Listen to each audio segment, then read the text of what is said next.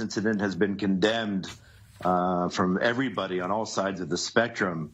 But it's important to remember here, what you have here is wayward youth who carried out this horrible incident this past Friday. It does not represent 99.9% of the population in Judea and Samaria. Right. So I think you have some exaggeration there and certainly by the minister who referred to a blanket statement, really, the first time he said it, referring to all of the communities and the people of Judea and Samaria as subhuman.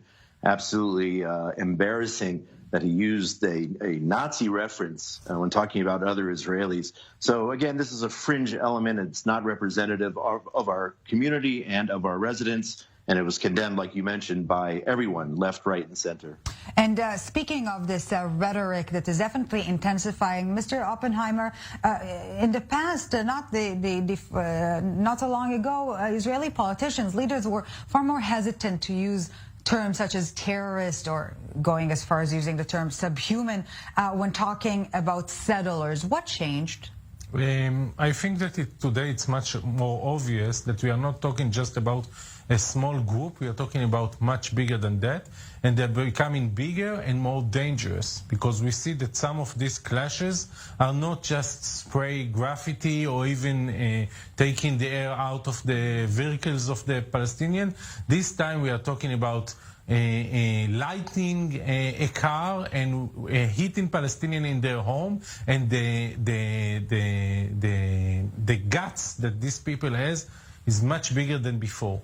And I think that when you see the risk of these actions, first of all, the risk for the life of Palestinians, the life of left-wing political activists, sometimes attacking soldiers, hitting soldiers, wounded soldiers. This is something that we saw as well. Yeah. And sometimes even cases that ends up with loss of life of Palestinians until now. This is a real danger. It's dangerous to the people there. It's dangerous to the security of Israel, because once this incident happened, the motivation in the Palestinian side to uprise and to even to revenge is much higher.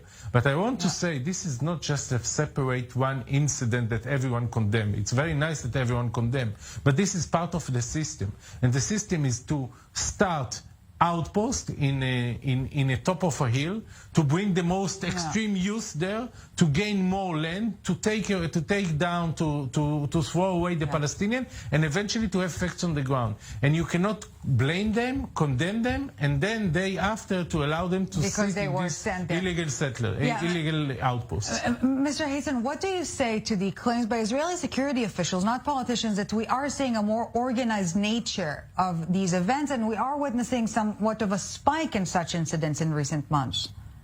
Well, I would take exception to that, because the facts on the ground don't indicate that this is any type of organized activities being carried out. On the other hand, my neighbor's daughter, an 18-year-old girl who was driving on the road near Tekoa just the other day, had a cinder block thrown at her car, and she got her head smashed in, and she was in the hospital. And this is a daily occurrence. This happens 5, 10, 15 times. I get a notification on my phone every single time there's a rock or a firebomb thrown. So that action, Arabs targeting Jews throughout Judea and Samaria, it's been going on now for years and years and years. It isn't a result of some sort of fringe element on the Jewish side. It's not in response to. That is what's initiating, and that's what's causing the situation on the ground to be so high. May I remind you two things? The fact that they're attacking on a daily basis, attacking our women and children on the road.